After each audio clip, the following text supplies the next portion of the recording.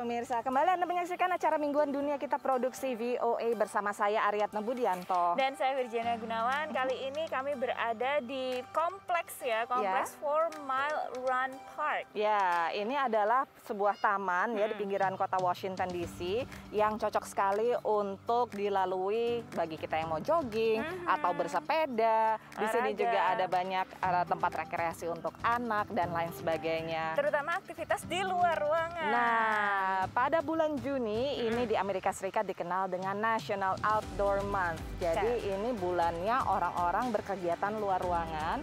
Dan ini memang dianjurkan baik oleh para pakar kesehatan dan juga pemerintah pun di Amerika menganjurkan supaya udah keluar ruangan lebih sehat, cari matahari dan lain sebagainya. Benar. Ngomong soal luar ruangan itu memang kita sekarang melihat adanya peningkatan banyaknya sampah di luar ruangan ya. Betul. Nah, sekaligus berkegiatan, alangkah lebih baiknya kalau misalnya kita bisa juga ikut membantu membersihkan sampah itu. Iya, benar sekali. Nah, ini salah satu inisiatif yang dilakukan oleh warga di sekitar Sungai Anacostia, salah satu sungai yang mengalir di 3 daerah DC, Maryland dan Virginia. Itu ada sungai ini di mana mereka mencoba untuk membersihkan sungai sampah-sampah yang ada di sungai tersebut. Betul, ini adalah salah satu sungai yang paling terpolusi di Amerika Serikat. Nah, selain itu juga pandemi memunculkan sebuah kegiatan baru yang mungkin kalau misalnya saya waktu masih kecil dulu sering banget dilakukan, tapi mungkin agak jarang di Amerika Serikat, yaitu main sepeda bareng. Kayak lagi komplek dong. Iya, betul. Main sepeda yuk. Nah, gitu. Nah, rupanya pandemi ini memunculkan hobi baru bagi anak-anak untuk bersepeda bareng seperti yang ada di negara bagian Maryland. Di Sabtu pagi ini, di tengah gerimis dan cuaca yang lebih dingin dari biasanya, sekelompok relawan datang untuk membersihkan Sungai Anacostia di Washington DC. I actually live in this neighborhood, and I spent a lot of time exploring this area around Kingman Island over the past year during the pandemic, and I've seen a lot of trash here, unfortunately, on the river. Mereka tergabung dalam program Green Boats yang digagas Pemda Ibu Kota. Dengan perahu sewaan, mereka bebas mengarungi Sungai Anacostia, asal sambil memungut sampah.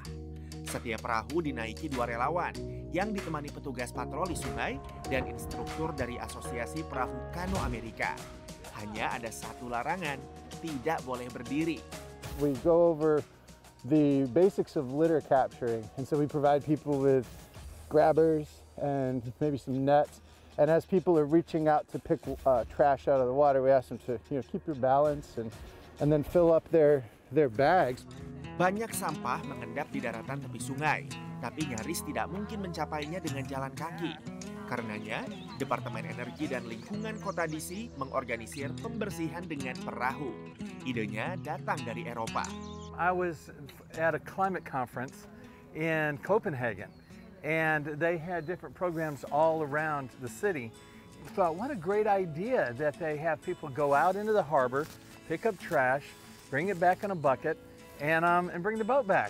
Kini, program Green Boats beroperasi di 5 negara Eropa, mengambil lebih dari 42 ton sampah dari perairan. DC berharap mendapat dampak serupa. Selain sampah, Sungai Anacostia juga terpolusi limbah industri. Pemda mencoba menanganinya dengan investasi miliaran dolar untuk penyelamatan Sungai Anacostia. Walau sudah menunjukkan hasil, masih banyak yang harus dilakukan hingga sungai bisa dianggap cukup bersih. The river was dirty because it's part of cities used to put all their industrial uses next to the waters. If you had oil, coal, gas, you'd stack it next to the waterways. I'm confident in 2025 this river will be fishable, swimmable. Di darat, relawan menimbang dan menyortir sampah. Kegiatan mingguan ini mendapat respon positif dari warga, dilihat dari penuhnya daftar relawan. Kadang orang harus menunggu sebulan untuk mendapat giliran. Dari Washington DC, VOA.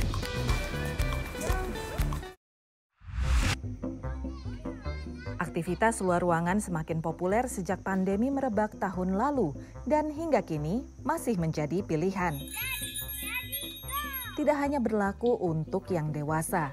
Di pinggiran Washington DC misalnya, sekelompok anak di kompleks bertetangga mendirikan klub goes. We were all pretty much bored with COVID because we couldn't do many things. We would just come outside and play and bike around, and then eventually more and more kids, some joined us from up the street, and then more and more kids came, and then we started a biking team because it's one thing that we all share in common. It's fun to come outside because you can just like all your friends are out, and it's just you can always talk. There's always something to talk about with everyone here, and all of us get along. Goes bareng anak kompleks, seperti pada klub Franklin Park Falcons ini, sudah jarang sekali terlihat di Amerika, di mana anak-anak biasanya berkegiatan sendiri-sendiri atau ikut ekskul dan klub di luar rumah.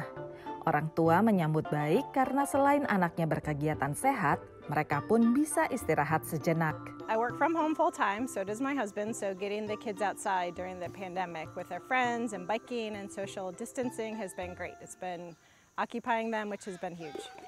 Tapi cukup sulit mendapatkan sepeda, karena penjualan sepeda di Amerika Serikat melonjak lebih dari 75% dalam setahun terakhir, menurut riset Asosiasi Peritel Nasional Amerika Serikat. Membetulkan sepeda lama pun tidak mudah, karena toko dan bengkel sepeda kewalahan akibat banyaknya konsumen dan minimnya suku cadang. Harga sepeda bekas pun mahal. I went to the Trek store, and I think Gaithersburg, and I went to go find a bike, but they said they wouldn't have the right bike for me until October. So we went to another bike store, and we still couldn't find any bikes there. And then my dad had to go and find one secondhand online, and then we found somebody who was willing to sell it for $500 to us, and that's how I got my bike. Anak-anak Franklin Park Falcons menikmati asyiknya masa kecil seperti yang dialami generasi sebelumnya. Main bareng teman sekompleks jadi pengobat lelahnya rutinitas modern, seperti sekolah daring dan kegiatan serba virtual lainnya. Dari Greenbelt, Maryland, VOA. Nah, pemirsa, kami masih punya banyak liputan lagi dari Amerika Serikat. Jangan kemana-mana, tetap di Dunia Kita.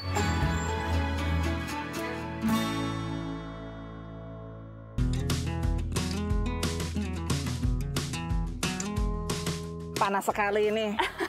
Ya, sudah masuk musim panas di Amerika Serikat. Pada bulan Juni sudah semakin panas, dan selain tadi kita membahas soal National Outdoor Month, juga ada National Ocean Month di Amerika Serikat pada bulan Juni ini. Padahal kalau kita bandingkan dengan Indonesia ya, Amerika Serikat itu bukan negara kepulauan atau jadi punya body of water yang banyak sebanyak gitu ya. Indonesia. Teritorinya bukan laut gitu kan. Tapi memang penghargaan terhadap laut dan usaha-usaha untuk konservasi laut itu cukup tinggi di Amerika Serikat. Betul, iya. Misalnya di Hawaii, Oh, di Hawaii ada apa nih, Jin? Karena mereka di situ mengumpulkan sampah-sampah dari bekas alat-alat pancing. Nah, itu penting banget ya. Selain juga tentunya plastik ya yang menjadi masalah global. Dan selanjutnya kita juga akan melihat ke negara bagian Maryland. Di sana ada sebuah peternakan tiram. Nah, tiram ini kan fungsinya bagus juga ya untuk membersihkan air gitu ya, menyaring polutan dari air. Nah, karena COVID kemarin pandemi dan semua orang di karantina, industri tiram itu kurang bergairah lah. Sehingga sekarang katanya tiramnya bekas yang dari dulu belum dipanen. Gitu. Nah, langsung aja kita ngelihat bagaimana proses mereka memanen tiram ini. Di Hawaii, para ilmuwan ini jadi detektif sampah. Yang mereka cari adalah bukti asal sampah alat pancing yang terdampar di laut. We're working on a study to source derelict fishing gear back to the fishery that it came from. And the application or the scope of this problem is really here in the Hawaiian archipelago. We're constantly receiving derelict fishing gear, ghost nets, washing ashore over our reefs and on our beaches year-round. Sampah alat pancing seperti ini mengganggu ekosistem laut dan membahayakan hewan air. April lalu, ekspedisi pembersihan kawasan konservasi terluas di Amerika, Papahanaumokuakea di Hawaii, membawa 50 ton sampah alat penangkapan ikan. Dari sampah ini, ilmuwan di Pusat Penelitian Sampah Laut di Hawaii Pacific University mencoba untuk mengungkap asal alat pancing tersebut. We are trying to look at essentially every single metric that we possibly can. So we look at how it's twisted. Is it twisted versus braided? We are trying to look at how many strands does it have, its twine diameter, mesh stretch size. Ada 70 indikator yang harus ditentukan dari jaring-jaring ini. Temuan lalu dicocokkan dengan bank data untuk mengidentifikasi pembuat jaring. Setelah pembuat jaring ditemukan, peneliti bisa melacak asal negara dan pemiliknya. Hasil sementara menunjukkan sampah alat pancing ini berasal dari segala penjuru Samudra Pasifik. Biasanya sampah ini diakibatkan oleh alat pancing yang hilang atau hanyut. Namun tak jarang, kapal penangkap ikan, terutama yang beroperasi secara ilegal, memotong jaring mereka untuk menghindari aparat keamanan. Far at sea, blue water fisheries, you see a lot of gill netters from foreign countries. They tend to cut their nets loose when they see the Coast Guard coming. And they just cut them loose and run just across the border. Amerika dan beberapa negara mulai mendesak pembuat jaring untuk menandai alat pancing. That's going to be increased evidence for policymakers to see the importance of gear marking and potentially bring those kinds of regulations to the front. Hasil penelitian akan dipublikasi pada akhir 2021 dan diharapkan akan bisa jadi dasar untuk menemukan solusi baru dalam mencegah kerusakan ekosistem laut. Demikian laporan VOA.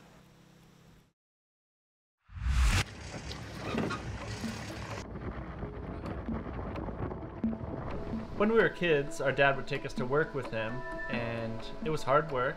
I basically spent my whole life saying I'd do anything but this, working on the oyster farm.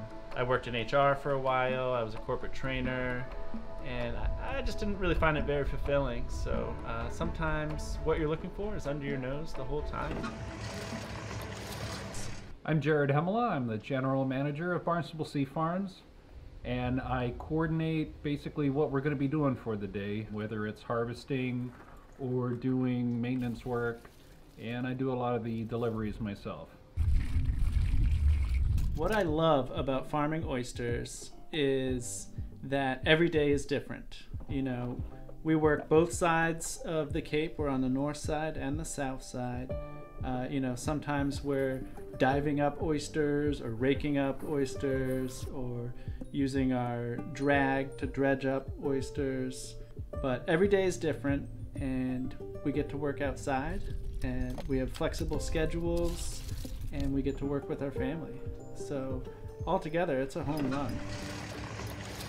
Once COVID came along, we lost all our sales for at least a month, maybe about 2 months. We had basically zero sales. Sales are starting to come back, but this was supposed to be our banner year, and we got a lot of oysters, and hopefully you guys like big oysters because they're still there. They're still growing. Jared's pulling up one of these bags of seed. We keep it on these lines to keep them out of the mud. What do we got? 7, 14, 19. See, that's probably about, what do you say, like 20 bags? So about 2,000 oysters, maybe 2,000 saleable oysters. There is a saying that you should only eat oysters in months that end in ER. You might enjoy an oyster more in a month that ends in ER, but I think they're actually, they're perfectly good to eat every month, every week, every day. What's for lunch? Oysters.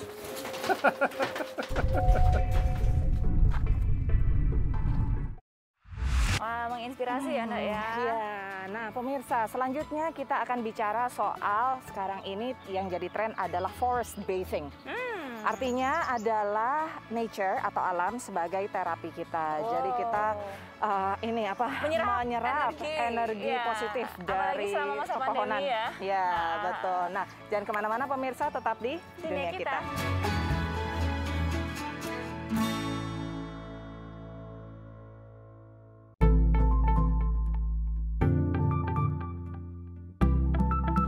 Masih dalam dunia kita pemirsa. Nah, ini adalah salah satu urban jungle. Iya, benar sekali. Jadi daerah 4 Mile Run. Ini agak belibet ya. Ini adalah satu daerah di mana park atau taman yang punya jalur lari dan bersepeda itu sepanjang 4 miles. Sepanjang 4 mil, itu kira-kira ya hampir 8 kilometer ya. Sekitar gitulah. Nah di sini itu biasanya memang orang-orang menggunakannya karena dia ada di tengah kota, jadi sebagai salah satu jalan tikus istilahnya. Betul, untuk orang yang berlari atau naik sepeda, sehingga itu lebih mengganti suasana lah, nggak di kota mulu. Dan terutama kalau bagi saya ya, saya tuh senang banget sama yang namanya nature walk. Itu bagi saya adalah semacam terapi, karena bisa berdekatan dengan pohon dan lain sebagainya, itu udah membuat diri saya senang, bisa menyerap hal-hal yang positif lebih baik dan lain sebagainya. Dan memang kita butuh untuk mengganti suasana dari rutinitas sehari-hari yang mungkin kita selalu menatap komputer atau ngeliat gadget, nonton kurung televisi, antara gitu ya. 4 dinding gitu ya. Iya, benar sekali. Nah selanjutnya kita juga akan berkenalan dengan Diaspora Indonesia yang membuat sebuah app yang unik, yaitu nge-track sepatu. Sepatu kita tuh udah rombeng, udah usang, sudah saatnya diganti atau belum gitu. Kalau saya sih selalu belanja ya. Gitu ya, jadi selalu diganti ya. Kita tonton liputannya pemirsa.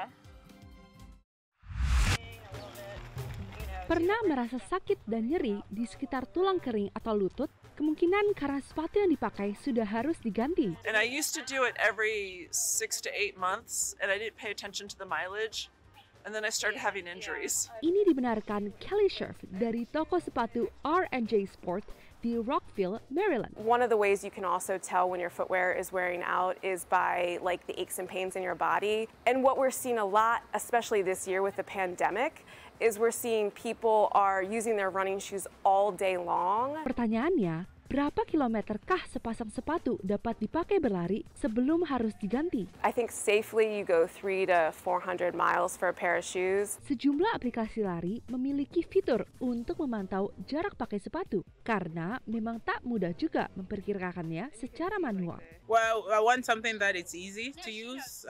And then I want something that will alert me when it's time for me to change the shoe, and also easy to choose the shoes. Kekurangan inilah yang ingin diatasi Vici Fadelin, pelari maraton di Brooklyn, New York, melalui Worn Out, aplikasi yang dibuatnya khusus untuk memantau sepatu lari. Pada saat lari itu kita nggak usah pusing untuk masukin input berapa kilometer atau miles di sepatunya tersebut. Tinggal dipasang default sepatu aja. Kalau ternyata nanti pada saat lari itu nggak dipakai sepatu yang sama, tinggal masuk ke app-nya terus nanti diganti dan ya udah. Selain dapat memonitor beberapa pasang sepatu, Worn Out juga akan mengirimkan notifikasi apabila sudah mendekati jarak maksimum. Sementara kalau Worn Out itu memang karena kita targetinnya dari angle yang berbeda, kita nggak mentingin runningnya tapi mentingin sepatunya. Jadi pada saat app itu dibuka kita bisa lihat nih shoe trackingnya itu berapa miles untuk spesifik masing-masing sepatu. Tapi dengan sepatu yang kini semakin ringan, semakin cepat pula menjadi rusak. The reason is because when you go out and you run for 4 hours or you run for 3 hours, you're compressing that midsole for 3 to 4 hours. And as you age, your feet grow. So when you were once a 7, now you could be an 8. And so we like to consider all of those factors. Dari Rockville, Maryland dan Brooklyn, New York, VOA. Semoga liputan-liputan tadi bisa menginspirasi Anda untuk segera keluar ruangan dan berkegiatan di luar ruangan. Kalau misalnya Anda ingin nonton Dunia Kita atau program VOA yang lainnya, langsung aja kunjungi situs kami www.voaindonesia.com dan juga nonton di channel YouTube kami VOA Indonesia. Dan jangan lupa juga jadi sahabat kami lewat sosial media, ada Facebook, Twitter, Instagram dengan kata kunci VOA Indonesia. Jangan lupa juga kami menantikan pertanyaan-pertanyaan Anda soal Amerika.